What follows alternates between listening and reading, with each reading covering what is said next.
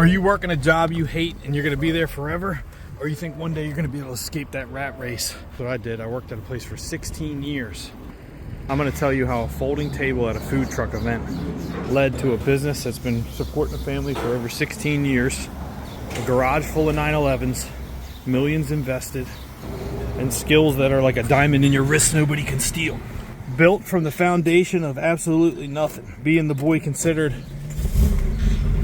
the one they counted out, the one that would never become anything. No college degree. Got kicked out of middle school, had to go to another school, take the short bus. But that little chip on my shoulder gave me a superpower that they didn't expect. Or maybe it was my ADD. I don't know which one, but all I know is it made me hustle and work hard and stay up late when they were watching Netflix and playing video games. We had just got our first product display in a store just by going store to store. It was a product my wife was making. Had a nice little display I made as a diesel mechanic. And my wife could not keep up with making these products. Not because we were selling through them so quickly, but because she was hand making everything that we sold. My ego wanted it to be the product, and at the time Facebook ads and Shopify had just started, but I knew nothing about them. I realized we couldn't sell something that was my wife's, couldn't produce a lot of.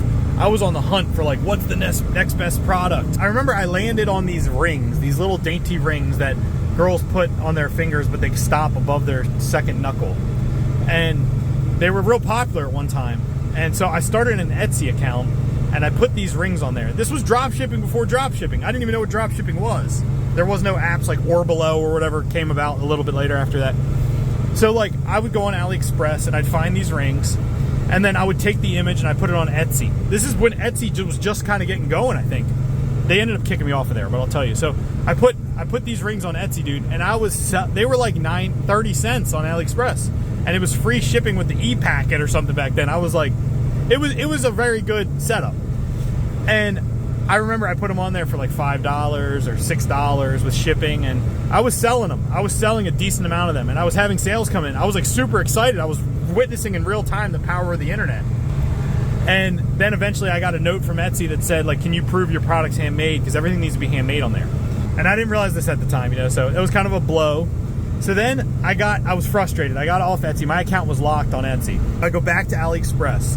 And this is around like Christmas time. And I go on to eBay and I'm looking on eBay and I'm like, I had an eBay account already. I didn't sell much on there. I had like a few products I listed on there, but nothing was selling. When I was just doing like kind of like my little market research that I would do where I would just kind of scan and look for trends and see what was popular. And I found that Uggs were taking off, dude. Uggs were like all over the place, and every Uggs account had like, I would look at how many sold. Tons of them had sold. So I went on AliExpress just for fun, and I was like, do they have Uggs, I typed in Uggs, and to my surprise, they had Uggs, and they looked, I still to this day say that they're the real Uggs, and that they're maybe like they do the final stitching in Australia or wherever they're made, but I don't know. Don't quote me, I'm just speculating. It felt like the real Uggs. They had the box, the card, everything. They were identical to the real Uggs. So I knew this later on because I had some shipped back to me. So I go on there, I take the listing, I take the picture, I put it on eBay. I go to sleep.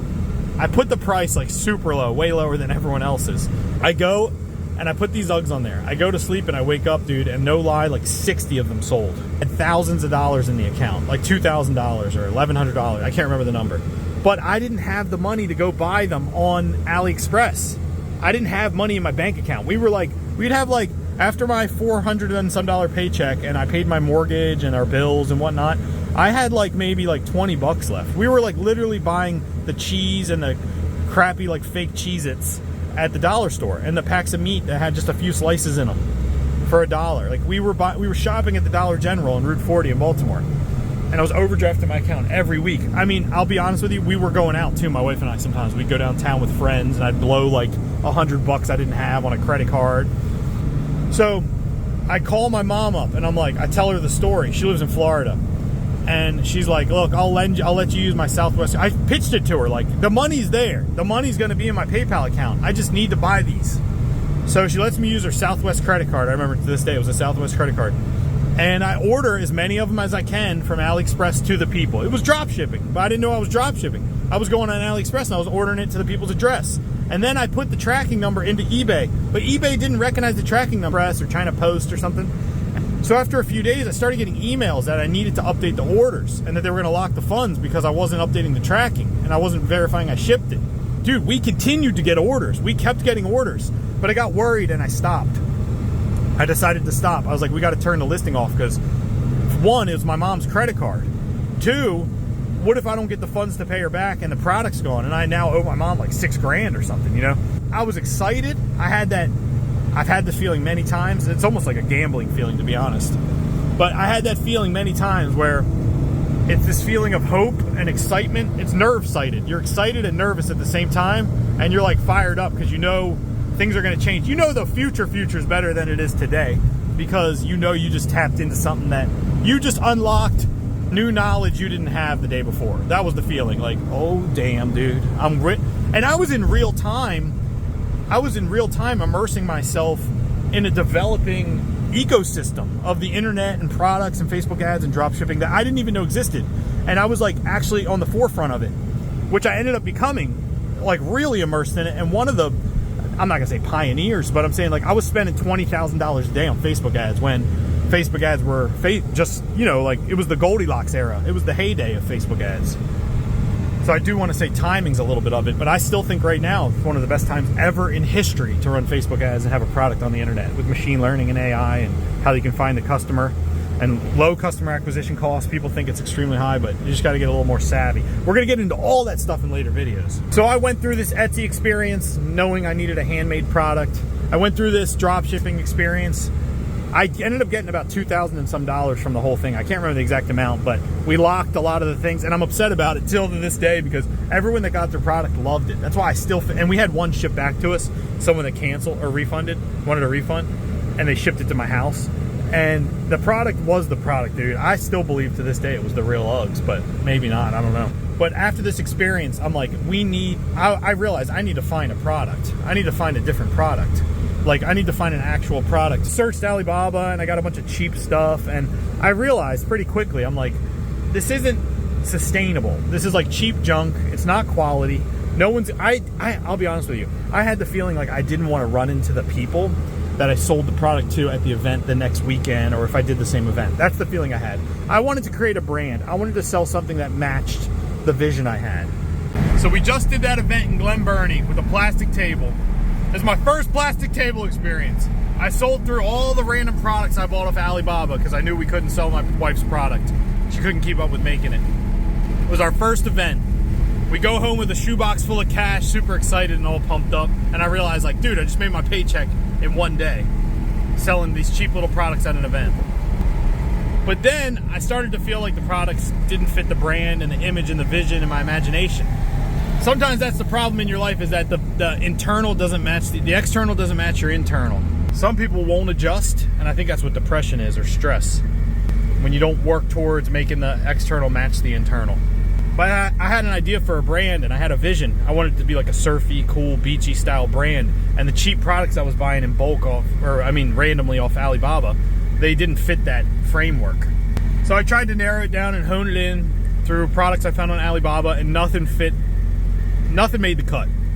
I couldn't find anything that really like had the quality I wanted and had the look I wanted and the colors and the style and the vision and match my internal imagination of what the brand would be. Just like my wife's product and my son being born with a tracheatic esophageal fistula and everything we went through, and being a diesel mechanic in my entire story, working at a grocery store and a gym as a lifeguard. And I'm a diesel mechanic driving a 2001 Toyota Corolla. That was 19 years ago. Throughout this whole process, I'm still working as a diesel mechanic. That's the other thing, is that if you're trying to chase a dream, make sure you have a foundational money. You need to have a regular job that you can build your foundation on and pay your regular bills. And you can draw from it here and there if you need to support the dream. Until the dream is its own entity and it's like an asset and it starts to produce income, and then you can use that to reinvest back into the dream. But it's just like planting a seed. It's very boring watching it grow. You're not going to be able to just start straight with the dream. You're going to sit there with no food or fruit or shade for years and years and years. You need to have the solid foundation, and then you start planting your seeds. And then one of them becomes a tree, and then you're good. And then maybe you leave the other tree or you keep both. they say that saying like millionaires have 7 streams of income or something. I definitely don't have 7, but I have noticed that you do actually try to produce other streams of income, whether it's investing or a business or a YouTube channel or whatever it is. It's kind of like part of the game, part of the fun of creating. So if you're working a regular job right now and you're like, dude, I work as a plumber, or I work as a mechanic, or I'm an electrician, and I feel so behind, or you're not. That's one, you might be living the life that you already dreamed of, you don't even realize it. I realized that later on in life too. You might already have everything you need right now with your family and your job and home and everything. And everything you think is going to bring this drastic increase in happiness is just an arrival fallacy. You don't know it till you've done it, but I think that is the case. So I'm getting off topic. But what I want to say is this. Keep that foundational thing, because that's what you need. You might be ahead of a lot of people that are chasing some dream. Some guy's showing you his highlight reel on Instagram that he's got a, I don't know, popsicle stand or something, but he's struggling. He's still struggling trying to get the popsicle stand off the ground. At least you have your foundational income, and then you work on your dream on the side. And stop looking at what everybody else is doing. Just keep your head down, dude, because one day you're going to look up and you're not going to recognize where you're at. But, you know, people talk about motivation, and one of the things I think that really helped me that I don't talk about much is isolation. I don't know if it's healthy, but sometimes you got to isolate yourself and turn off all the noise, get rid of the static. And I think that's social media and the apps and whatnot. So I wanted to sell a product that was something that I believed in, but also had a cool story around it. So I started researching, and I found a fair trade function that wasn't too far from me. It was down near Annapolis, Maryland. And I went and got connected with someone that sold products that were all fair trade and through the World Fair Trade Organization. But the products really didn't match my vision, like the colors and whatnot. So at first I did the same thing I did with Alibaba. I ordered a whole bunch of random stuff. I actually still have a picture of the box when it arrived. And see, I always had the vision that something was going to be big. So when the box arrived of all the products, I took a picture of it on my dresser. It was wrapped in like burlap. And I'm not going to show, I'll show, maybe if I try to find a picture, I'll show the corner of the box, but it has my address and my name on it. And it was sealed with like wax, like the burlap was like, had like one of those wax things you see like on like a bottle of whiskey. And so I get the box, I open it up, and I dump it out on my bed. They're really nice and well made. Well, they appear to be on the surface. But the colors aren't the way I pictured with the Surfy brand and the colorful colors. They're more like browns and tans and not the vision that I pictured. But I don't care, I'm still psyched, you know? And at this time, all we've really done is events. That's all I knew, was doing an event. I just sold those products in Glen Burnie outside of a Big Lots with a little tiny plastic table. So I go online and I look for some events. And I find one on Locust Point in Baltimore, Maryland. At this time, I literally did not have a like proper plastic table. So I went to Walmart, and I remember the brand was Lifetime. I got one of those Lifetime tables. So I got the 8-foot table, no tablecloth, nothing. Just the table, the plastic table, and the products. I had nothing else. I still had our business cards I made from the first event. They didn't have a website or anything, just the name of the brand. And I still had some of my wife's products that she was making mixed in. The ones that, because she was still making them. She liked making them. We just couldn't make tons of them. So I go to the event, I set up the table, and it was pretty cool. I did really good. We did just as good as we did at the first event. I sold through pretty much everything I had, and I left there with a shoebox full of money. At this point, I already knew what the system was. I already knew that I'm going to do events. I'm going to start selling these products at events. I wasn't really thinking about the internet yet. I wasn't thinking about Facebook ads or Shopify or anything like that. I had played around with Shopify a little bit in the past with the t-shirt brand I tried to make, but I had no success because I had no traffic, because I knew nothing about ads yet. So at this point, I'm literally just selling products at events, and I'm like, all right, so the next event we did was Ligonor Winery. This is when things popped off, dude. People were drinking alcohol. That's the other thing I learned. Do events where there's alcohol involved. You will sell a lot of freaking products. But if you do a winery, do not do a white tablecloth, because you'll have red rings all over the tablecloth by the end of the event. The other thing is, if you sell jewelry, put out some sample ones they can try on and keep the good ones in the back. Because if not, they're going to rag out all your products. So after the wine festival, I realized, I'm like, all right, we have a decent product. We have, honestly, I'll be dead honest. I don't think it's 100% about the product. Quality product, yes. But what the product is, I don't think that matters so much. It's your total addressable market. Finding something that's easy to store, easy to ship, has a large total addressable market, and is high quality.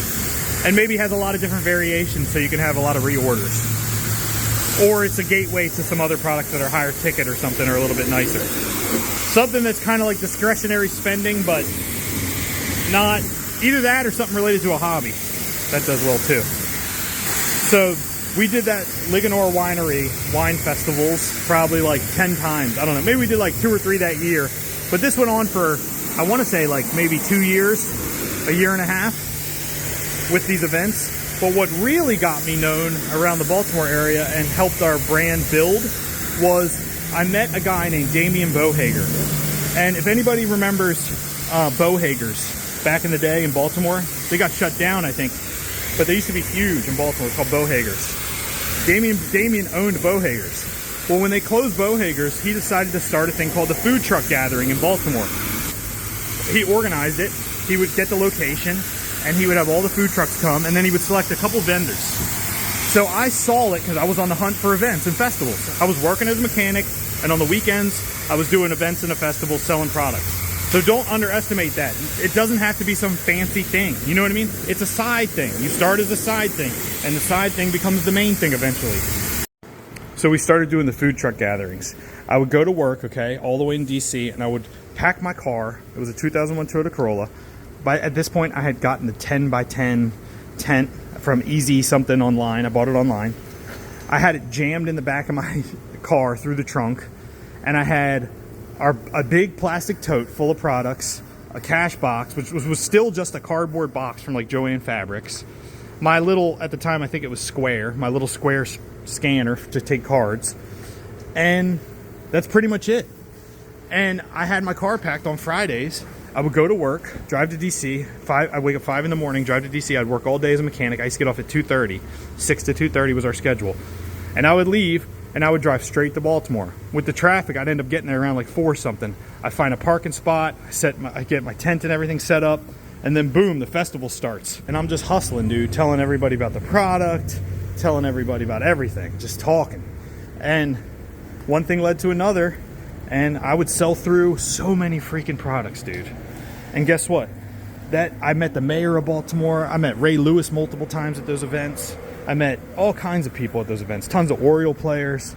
And it was just a fun experience. I loved it. I used to love it, dude. I was friends with all the food truck vendors because I took a risk and put myself in an uncomfortable situation, you know? Like some people would be like, I'm not doing that. I'm gonna look like a fool standing behind that table. I don't know what's gonna happen. But what happened was that Friday vendor event was the foundation for an entire business. I give a lot of credit to those food truck gatherings for helping the business actually become a business. Because what it did was every weekend, dude, I learned what people wanted too. Select the products to where it would be kind of novelty for whatever it was. If there was a certain game like Ravens or Orioles or what was going on in the city, I would try to get the products related to that. And I started doing all the events, Fells Point Festival. We were hustling. And a lot of times my wife would be there with my son. And I had friends from school, my buddy Toby, my friend Christian, and my friend Landis. A lot of people, they would come and they would help me do the event. Because at this point I had an idea of what we made.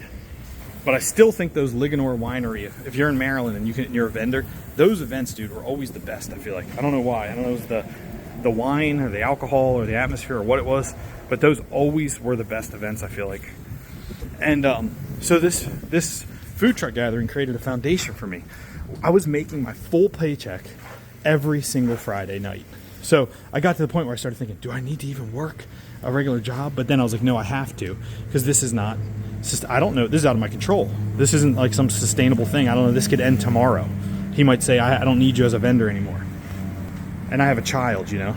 I'm not just like living in an apartment or something, drinking beers and going out on the weekend with the money I make. I had like a family to support at this time. So I was always thinking, how can I make this grow? How can I make this thing bigger? And this is when I decided to go on the computer and look up Shopify, look up Facebook ads, and just take a little gander at what the possibilities were. And that's going to be on the next video. I'm going to leave you guys here. I appreciate you guys. I'll see you guys in the next video.